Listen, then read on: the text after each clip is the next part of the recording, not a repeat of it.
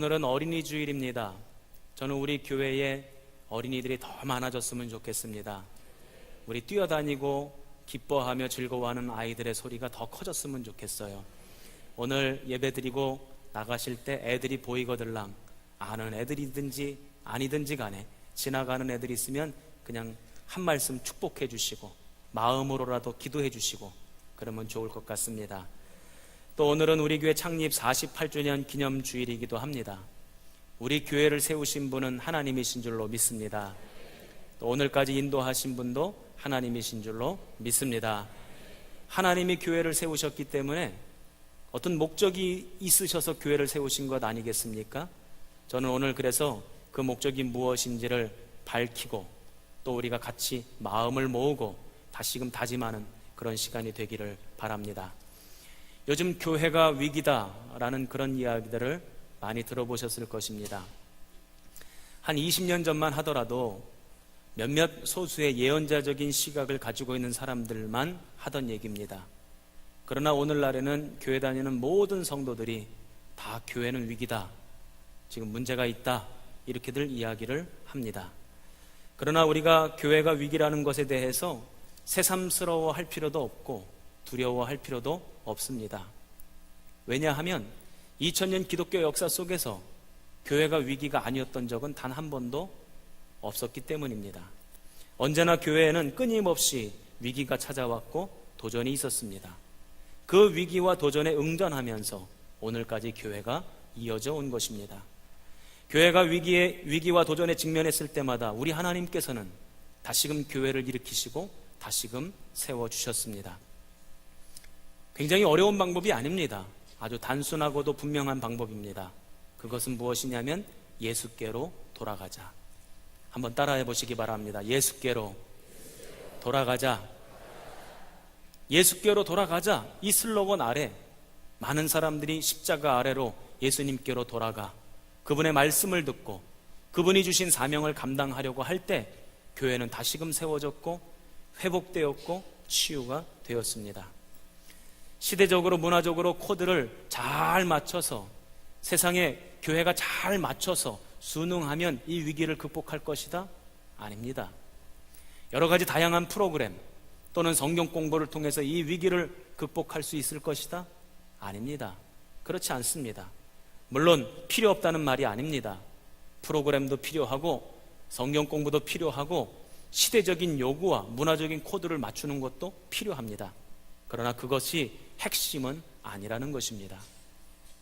예수께로 돌아가서 주님의 말씀을 듣고 그분의 뜻을 깨닫고 순종하고 사명을 감당할 때 비로소 문제가 해결되고 위기가 극복되는 것이죠. 어디 교회에 문제가 없었던 적이 있습니까? 세상에 있는 모든 교회에는 다 문제가 있습니다. 저는 강원도 산골에서 작은 교회에서도 목회해봤고 또 부목사로 사역도 해봤고 또 중견교회에서 담임목사로 사역도 해봤고 또 오늘 이 시간에는 대림교회 담임목사로 서 있습니다. 여러 교회를 경험해봤지만 문제없는 교회는 한 군데도 없었습니다. 다 문제가 있었어요. 그 사람들은 그 문제를 보고 이 문제를 어떻게 해결하는지 의논하고 마음을 모으고 또 때로는 기도하고 그 문제에 집중을 합니다. 그러나 문제 해결은 그곳에 있지 않습니다. 주님께서 우리에게 주신 사명이 무엇인지 그 사명을 깨닫고 그 사명을 감당하려고 노력할 때 문제는 자연스럽게 해결되고 교회의 위기는 자연스럽게 극복되는 것입니다. 저는 오늘 이 말씀을 통해서 오늘 우리 교회에 주신 하나님의 음성을 듣고 우리 교회가 무슨 일을 감당해서 이 위기를 극복할 것인가에 대해서 함께 생각해 보고자 합니다. 자, 우리 19절 말씀을 한번 읽어볼까요? 우리 같이 한번 읽어보겠습니다. 시작.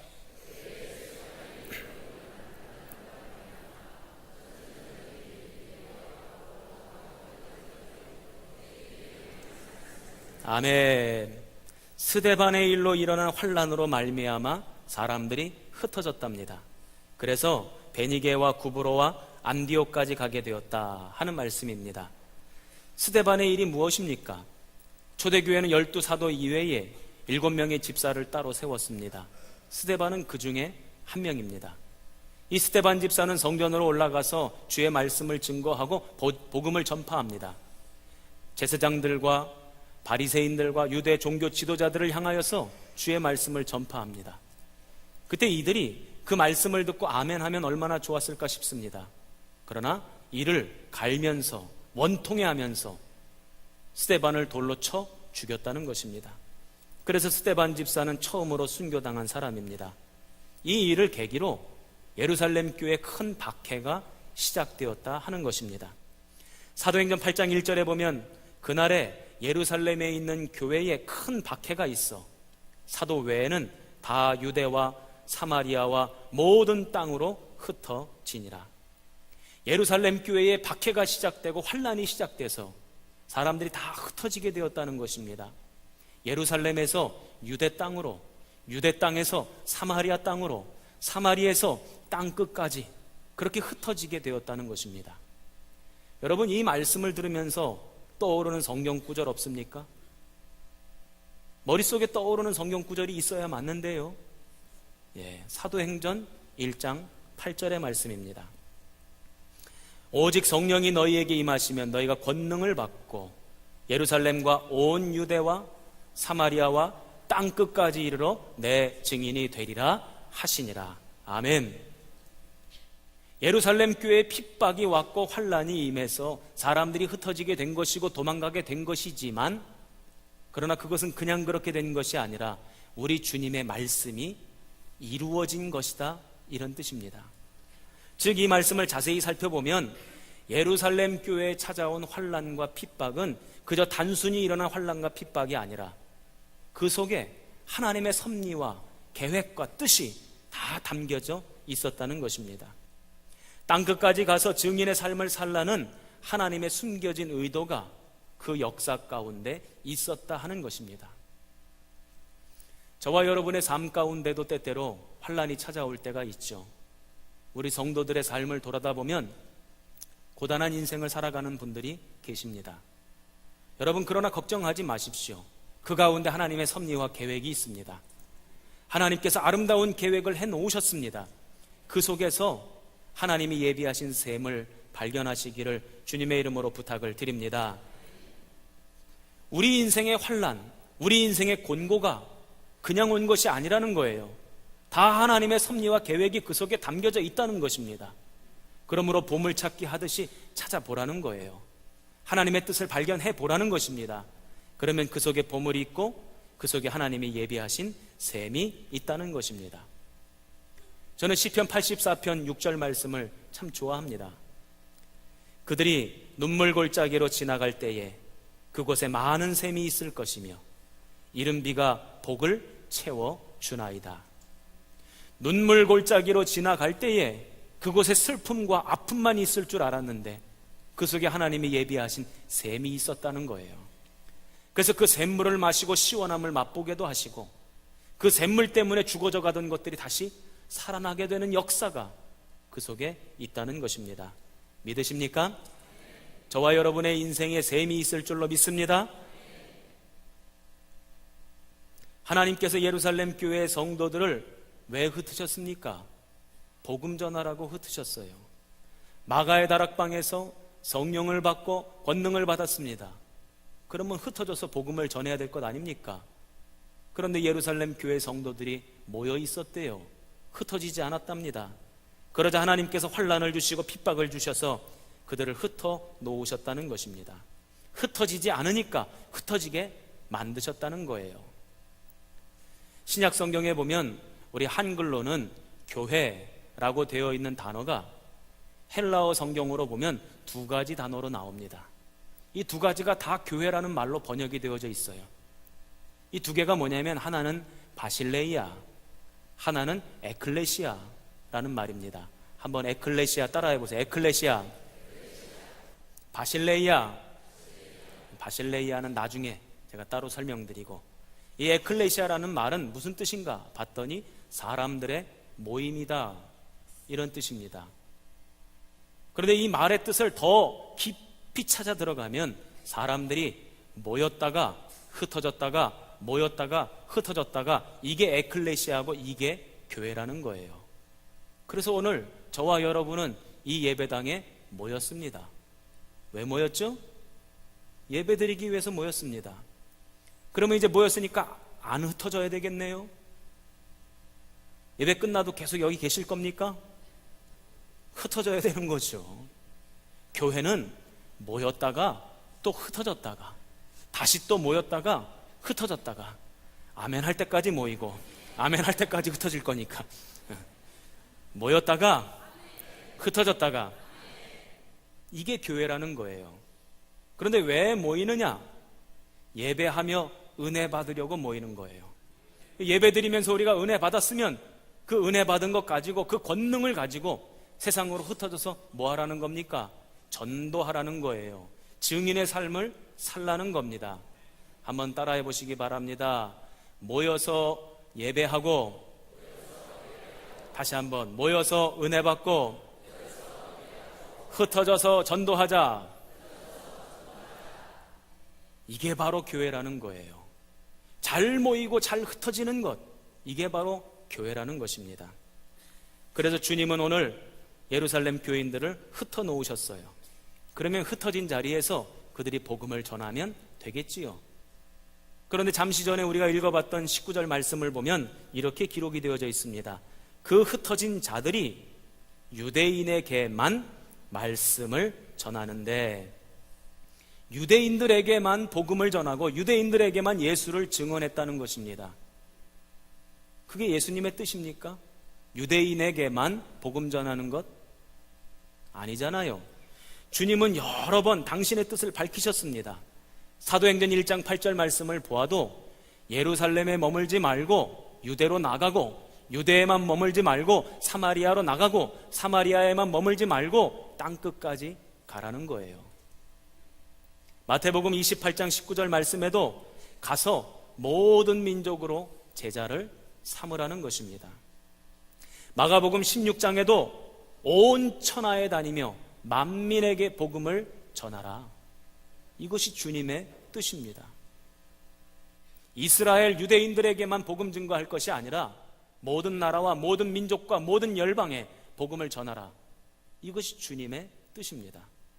그래서 이 뜻을 깨닫고 빌립은 사마리아 성으로 갑니다. 사도행전 8장에 보면 빌립이 사마리아 성에 가서 복음을 전합니다. 사실 우리는 말씀을 그냥 보니까 잘 이해를 못하는데 이건 엄청난 일입니다. 유대인들은 절대로 사마리아 성으로 가지 않습니다. 사마리아 사람들과 상종하지 않습니다. 사마리아 사람들과 말을 트지 않습니다. 그런데 사마리아 사람들에게 복음을 전했대요.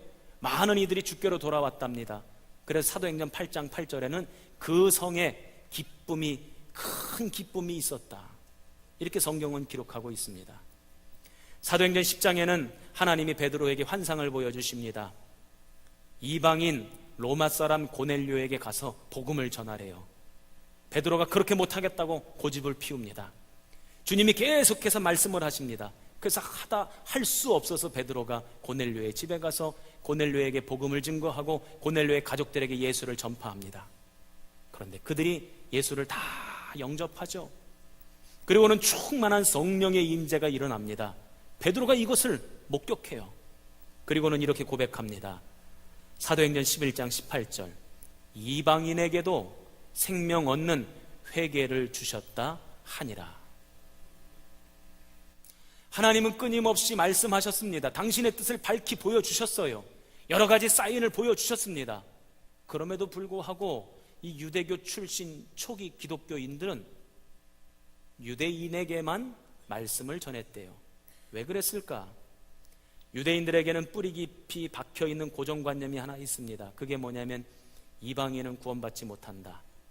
하나님은 우리만 선택하셨고 우리만 사랑하시고 우리만 구원하신다 하는 그 선민 사상이 뿌리 깊이 박혀져 있습니다. 혈통으로 이스라엘 된 사람들만 구원하신다는 것입니다. 이스라엘만 선택하셨다는 거예요. 우리는 하나님을 그렇게 섬기고 그렇게 하나님 앞에 충성했는데 섬기지도 않고 충성도 안 한 사람이 구원받는다? 그거는 말도 안 되는 일입니다. 이렇게 생각했다는 거예요. 제가 평택에 있을 때에 2월달 되면 명절을 앞두고 전교인 척사대회를 합니다. 윷놀이를 하거든요. 그럼 모든 교인들이 이제 팀을 짜서 윷놀이를 해요. 그래가지고 32강, 16강, 8강 해가지고 이 팀이 이제 올라옵니다. 마지막 결승전은 모든 교인들이 다 둘러보는 가운데서 결승전이 벌어지죠. 그리고는 1등이 이제 태어납니다. 1등이 이제 결정되어지죠. 그러고 난 다음에 상품을 주는데 다 똑같은 걸 줘요.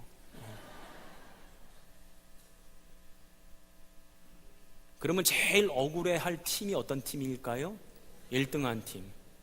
이럴 줄 알았으면 아까 개를 거리라고 우기지 말걸. 이럴 줄 알았으면 이거 뒤집어진 거라고 아까 싸웠는데 싸우지 말걸. 다 똑같은 거 주니까 억울하다 이겁니다. 유대인들이 그랬다는 것입니다. 억울하다는 거예요. 유대인들은, 이스라엘은 다른 민족과는 달리 하나님께 특별한 대접받기를 원했습니다. 이것은 초기 기독교인들도 별반 다르지 않았다는 것입니다. 말씀을 들었어도, 주님의 뜻을 깨달았어도 여전히 자신들의 기준과 고집을 꺾지 않았다는 것입니다. 여전히 자신들의 소견에 옳은 대로 행했다 하는 것입니다. 사람들이 참 변화되기가 어려워요. 진짜 변화되기가 어렵습니다. 출애굽기를 보더라도 10가지의 재앙을 경험했음에도 바로왕이 변화되지 않잖아요. 사람들이 참 변화되는 것이 어렵습니다. 얼마 전에 우리 신학교 친구 목사님들 8명이 같이 만났는데, 우리 그 8명 가운데에 신학교 다닐 때 수다쟁이가 있었어요. 그게 좀 바뀌었으려나 생각했는데 그대로더라고요. 수다를 얼마나 떠는지. 그날 이야기된 모든 대화의 한 80%는 그 친구가 다 한 것 같아요. 참 바뀌기가 어려운 것이, 변화되기가 어려운 것이 사람입니다. 그러나 우리 성령님이 역사하시면 사람은 변화될 줄로 믿습니다. 우리 성령님이 일하시면 사람은 바뀌게 될 줄로 믿습니다. 누가 신앙생활을 잘하는 사람인가? 내 기준과 내 고집을 내려놓고 주님의 말씀을 듣고 주님이 원하시는 것이 무엇인지를 깨닫고 순종하고 사명을 감당하는 사람, 바로 그 사람이 신앙생활을 잘하는 사람입니다. 내 기준을 내려놔야죠. 내 고집을 내려놔야죠. 내 생각을 내려놔야죠. 이것이 어떻게 가능한가? 오직 성령님만이 역사하실 때 가능한 거죠. 요한복음 16장 13절 말씀을 보면, 진리의 성령이 오시면 그가 너희를 모든 진리 가운데로 인도하시리니.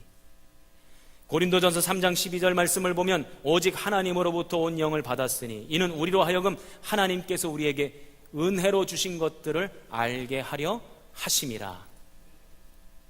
성령 받아야 깨닫고, 성령 받아야 변화되고, 성령 받아야 순종할 수 있다는 것입니다. 오늘 이 시간 성령님이 우리 가운데 역사하기를 주님의 이름으로 축원합니다. 오늘 성경 말씀을 보니까 사람들이 바뀌지를 않아서 유대인들에게만 복음을 전했다는 것입니다. 그런데 그 중에 몇 사람은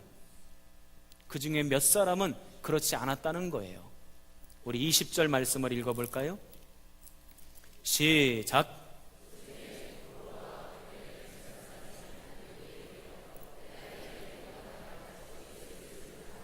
아멘. 그 중에 몇 사람은 주님의 뜻을 깨달았고 그 뜻을 따랐다는 것입니다. 만민에게 복음을 전파하라. 모든 민족과 열방에게 나의 증인이 되라. 이 말씀을 깨닫고, 그래서 헬라인에게도 복음을 전했다는 것입니다. 19절에 유대인에게만 이 말씀과 20절에 헬라인에게도 이 말씀은 상당히 대조적입니다. 이 두 가지를 지금 비교하고 있는 것입니다.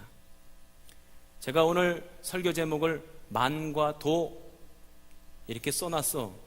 우리 먼저 주보를 살펴보신 분들은 이게 뭔 내용이래? 아마 그러셨을 것 같아요. 바로 이 얘기입니다. 유대인에게만, 헬라인에게도. 헬라인에게도 복음을 증거했더니 수많은 사람들이 예수께로 돌아왔다는 것입니다. 우리 21절 말씀을 같이 읽겠습니다. 시작.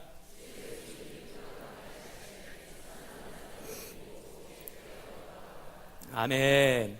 하나님의 뜻을 알고 그 뜻에 합당한 삶을 살며 사명 감당했더니 하나님의 손길이 함께 했다는 것입니다. 저는 우리 성도들도 주님의 뜻을 깨닫고 그 뜻에 순종하며 사명 감당할 때 우리 주님의 손길이 함께 하기를 축원합니다. 하나님께서는 어떤 이들에게 복을 주시는가, 어떤 이들을 통해서 역사하시는가, 하나님의 뜻을 알고 내 기준, 내 생각, 내 고집 다 내려놓고 주님 말씀에 순종하는 사람, 주 뜻대로 따라가는 사람, 사명 감당하려고 애쓰는 사람, 바로 그런 사람들을 통해서 복 주시고 그런 사람들에게 은혜 베푸시고 그런 사람들을 통해서 일하시는 줄로 믿습니다. 이것은 우리 개인에게 적용되는 말씀이지만 우리 교회에도 적용되는 말씀인 줄로 믿습니다. 그래서 저는 오늘 우리 대림교회 모든 성도들이 만에 속한 백성이 아니라 도에 속한 백성 되기를 바랍니다. 영등포구를 넘어서도 동작구의 도, 이렇게 하면 아멘 하는 거예요. 제가 다시 한번 해볼게요. 영등포구를 넘어서 동작구의 도, 서울을 넘어서 대한민국 전역의 도, 대한민국을 넘어서 북한의 도, 우리나라를 넘어서 많은 민족과 열방과 모든 나라에게 도, 복음을 증거하는 우리 교회 되기를 주님의 이름으로 축원합니다. 이것이 오늘 우리에게 주신 주님의 사명이에요. 우리가 이 사명을 감당하려고 애쓸 때 자연스럽게 문제도 해결되고 우리 교회는 아름답게 세워지며 하나님 영광 돌리며 우리 가운데 주님의 복이 임하게 될 줄로 믿습니다. 그래서 저는 오늘 우리 교회가 이 세 가지 비전을 좀 가졌으면 좋겠다 하는 마음으로 세 가지를 한번 정해봤습니다. 첫 번째, 우리 교회가 이 지역에 구원의 방주가 되었으면 좋겠습니다. 아직 이 지역에 예수를 믿지 않고 죽어져가고 썩어져가는 인생들이 있습니다. 그 많은 사람들이 우리 교회로 나올 수 있기를 바라고 그 모든 영혼들을 품을 수 있는 큰 구원의 방주가 되기를 바랍니다. 한번 따라해 보세요. 구원의 방주. 두 번째로는 우리 교회에 많은 아이들이 있습니다. 그 아이들에게 믿음을 전수해주고 또 그 아이들뿐만 아니라 이 시대의 많은 어린 심령들에게 복음을 전파하고 믿음의 일꾼으로 세우고 우리 교회의 기둥으로 세우는 것, 다음 세대를 믿음으로 세우는 것, 이것이 우리 교회가 해야 될 사명인 줄로 믿습니다. 한번 따라해 보세요. 다음 세대. 또 더 나아가서 우리 교회의 선교의 지경을 확장시키고 그래서 나라와 민족과 열방을 떠나 더 많은 곳에 선교사를 파송하고 더 많은 곳에 예배당을 건축하고 더 많은 곳에 학교도 짓고 병원도 짓고 복음을 증거할 수 있는 토대를 만들어가는 것, 이것이 우리 교회가 해야 될 사명인 줄로 믿습니다. 한번 따라해 보세요. 땅끝 선교. 이것이 창립 48주년을 맞이하며 우리가 세워야 할 주님이 교회를 세우신 목적인 줄로 믿습니다. 한번 따라해 보세요. 구원의 방주, 다음 세대, 땅끝 선교. 이 세 가지를 위해서 마음을 모아주시고 날마다 기도하는 저와 여러분 되시기를 주님의 이름으로 축원합니다. 그때 우리 주님의 손이 우리와 함께 할 줄로 믿습니다. 우리 교회와 함께 할 줄로 믿습니다. 기도하겠습니다.